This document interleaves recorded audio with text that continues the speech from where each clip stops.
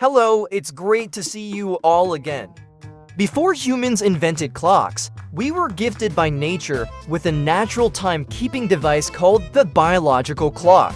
The biological clock plays a role in regulating the cycles of biological rhythms, which determine the time of melatonin hormone secretion, causing sleepiness and lowering your body temperature at night. Waking up and increasing body temperature during the day will making you feel hungry 3 to 4 or 5 times a day, depending on your eating habits. However, the biological rhythm is very sensitive, easily affected and distorted by objective factors from the environment. For example, you will fall asleep quickly if you stay in the dark for a long time. Artificial light from the phone screen can keep you awake until morning. Worse, a long flight traveling through many time zones can disrupt your normal biological rhythm. The clock was born as an inevitable need for a time-measuring device that is accurate and not affected by the environment.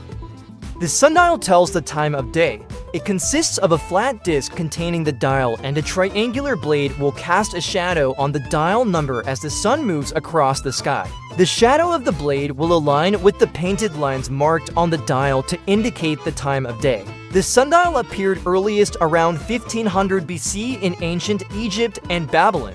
A water clock is a device that measures specific time intervals through the amount of water flowing into or out of a container. The flow of water can be adjusted to be large or small, fast or slow to serve the measurement of different long and short time intervals. The water clock predates the sundial, believed to be an invention of ancient China from 4000 BC. With a similar principle, the hourglass uses the flow of sand through a narrow neck connecting to glass containers. In art, the image of an hourglass is often used as a symbol of the flow of time from ancient times to the present day. 21st century BC. The world's first calendar was created in ancient Babylon. It is a lunisolar calendar that combines the solar and lunar calendars, meaning that the Babylonian calendar represents both the lunar cycle and the position of the sun in the sky. If sundials, water clocks, and hourglasses are used to determine or measure time points and intervals in a day, calendars play a role in tracking days and time segments larger than a day, such as weeks, months, years, decades, centuries, millennia. Calendars and clocks become a useful pair of tools in tracking and measuring the flow of time. However, along with the advancement of science and technology, human civilization requires a more accurate time-tracking device, and that is when the mechanical clock was born. The history of mechanical clocks began in the 16th century. In Europe, it was founded by two important inventions: gears in the 3rd century BC in ancient Greece, and the mainspring in the 15th century in Europe. The first wearable mechanical watch was invented in 1505 by German inventor, locksmith, and watchmaker Peter Henlein, who is often regarded as the father of the wristwatch called Watch 1505. Watch 1505 doesn't really look like a wristwatch and in fact can't be worn on the wrist. In fact, it can only be worn around the neck or tied to a belt. Watch 1505 has a diameter of 45 millimeters and weighs 90 to 0.6 grams. A key is used to wind the mainspring. The mainspring is a spiral spring made from a thin metal bar. When the mainspring is twisted, it twists and stores energy. This energy will be used to rotate the gears, thereby rotating the hands, indicating the time. When the energy of the metal coil is completely released, it returns to its original shape and needs to be rewound. This is the core principle of mechanical watches throughout history.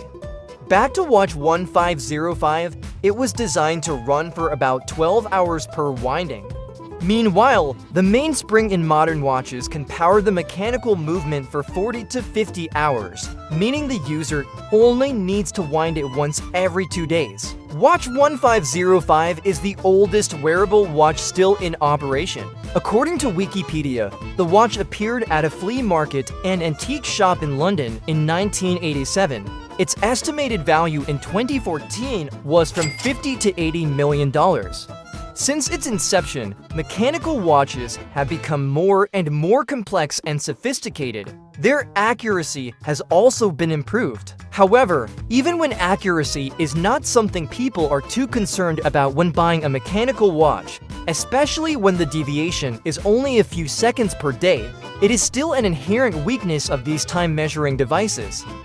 The movement of a mechanical watch has hundreds to thousands of small metal parts working together to control the accuracy of the metal and specifically steel, the main component of most mechanical watches. Then it is easily affected by environmental factors such as temperature, magnetism, gravity, and impacts. All of the above factors increase errors during use. Watch manufacturers have done everything to turn mechanical watch movement into perfect time-measuring devices, including using the best materials, improving the accuracy of mechanical machining, or even inventing complex mechanisms to reduce the impact of gravity on some details. Despite those efforts, they still failed, even miserably, to an unexpected opponent, the electronic watch.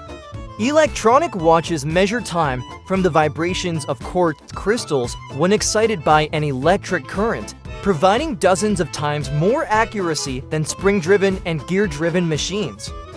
A modern mechanical watch of good quality certified by the official Swiss Chronometer Testing Institute, COSC, can deviate from 6 to 10 seconds a day. Watches costing hundreds of thousands of dollars from famous brands such as Patek Philippe or Omega can be off by only 2 seconds a day. Meanwhile, cheap electronic watches, from just a few tens of dollars, it can easily achieve a deviation of only 1 second per day, which is even more accurate than the best mechanical watches in the world. Expensive electronic watches even deviate less than a second per day. Compared to mechanical watches, electronic watches are not only hundreds to thousands of times cheaper, 2 to 10 times more accurate, but also do not need to be wound regularly or maintained and oiled periodically. The advent of wristwatches using quartz crystal movements began in the late 1960s, pouring cold water on the faces of mechanical watch manufacturers, forcing them to transform by separating mechanical watches from their original purpose of telling time. Racing to make an accurate watch by making an electronic watch is definitely not the best idea, especially for luxury watch brands. This lesson was bitterly learned by Omega, one of the largest luxury watch brands in the world in the 1970s. Omega, along with other Swiss watch manufacturers such as Rolex and Patek Philippe, made efforts to race with Japanese watch manufacturers to launch to the market.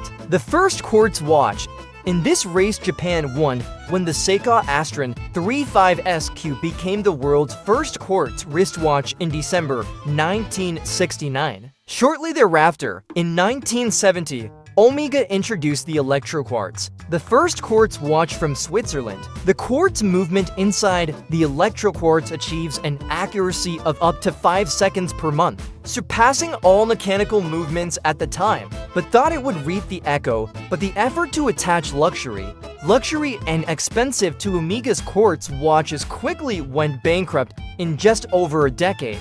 Japanese watch brands have constantly improved quartz watches, making them smaller, thinner, more accurate, and more reliable, while being miserably cheap. Omega's loyal customers, who belong to the upper class, feel ripped off. Electronic watches are accurate. However, even if it is made of gold, it is just a popular product, not worth buying. It can be seen that since the advent of quartz movements, mechanical watches no longer carry the mission of measuring time. So what is their real use?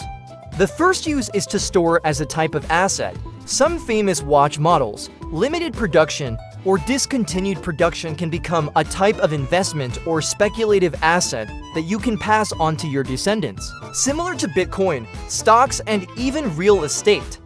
You are seeing a price chart of the Patek Philippe Nautilus 5711-1010 watch. Its price has nearly doubled in 2 years, from $42,000 at the end of December 2017 to more than $82,000 in September 2019.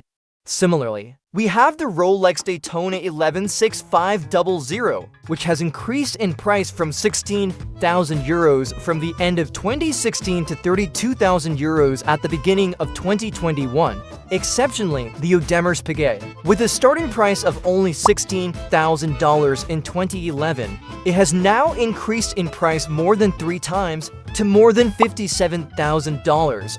Of course, there are winners and losers. The Patek Philippe Ref 5711 is priced at nearly $200,000 in May 2019. By the beginning of 2022, it was only traded at $126,000. What is the cause of such erratic price fluctuations, and why don't we see the same thing on electronic watches that cost a few tens of dollars? That is the scarcity of the ability to supply luxury watches always falls short of market demand. It's not easy to get your foot in the door to buy a luxury watch, even if you're rich. In many cases, Rolex fans have to put their names on a waiting list that can last for years to buy one of these sophisticated watches. Worse, those waiting lists are often not based on order. Priority will be given to those who have a history of purchases, are referred by former customers, or have a relationship with the seller. Worse, most of the waiting list will be filled by collectors, speculators, and retailers. The only choice for new rich people, those who do not have a shopping history or relationships in the upper class, are mainly searching on the gray market, which is the outside market, not the genuine sales channel. The second use of luxury watches is to affirm wealth and fame. You are looking at the Patek Philippe 5711 Tiffany. It is essentially a limited edition of the Nautilus 5711 Blue launched in 1976. Joining hands with the American jewelry company Tiffany & Co., 170 Nautilus 5711 Tiffany will be produced to celebrate 175 years friendships between Tiffany & Co. and Patek Philippe.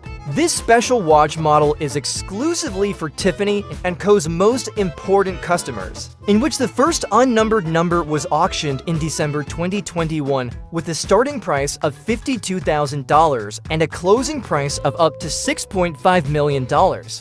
That lucky owner is Zach Liu in California, a 31-year-old guy with 16 years of watch collecting and a close relationship with Patek Philippe CEO Thierry Stern. He spent millions of dollars every year buying things from brands Tiffany & Co. and Patek Philippe. Besides Zach Liu, only for people publicly were Nautilus 5711 Tiffany Blue on social networks, including Jay-Z, LeBron James, Leonardo DiCaprio, and Wilbur Pan. If you see someone wearing a Tiffany on the street and it's not one of the familiar faces just mentioned, it's most likely a fake watch. Nautilus 5711 Tiffany, the watch has truly become a testament to the wealth and fame of its owner. The third use of luxury watches is to affirm the craftsmanship of watchmakers, such as when your level is too high, you can't create a product of normal quality. You have to create a masterpiece.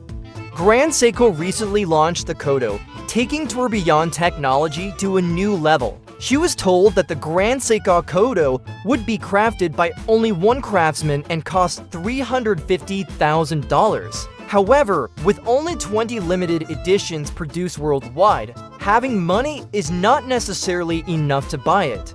Jacob & Co. launched the twin-turbo Furious with 2 tourbillon mechanisms, certainly to show off the ability to manufacture rather than entirely to increase the accuracy of the watch. Are you sure you want to own these watches just to tell the time? One use of luxury watches that you definitely wouldn't expect is to troll.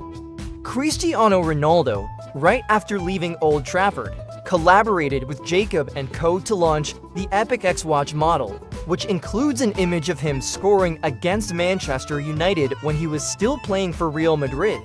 In short, luxury mechanical watches today are no longer to focus on the purpose of telling time. Instead, they are favored for their fashion, investment potential as an asset for those with money and knowledge to express themselves, to honor artisans or store as a work of art, or even to troll. Do you like videos about watches like this? Let us know by liking and commenting below this video. And now, goodbye and see you again.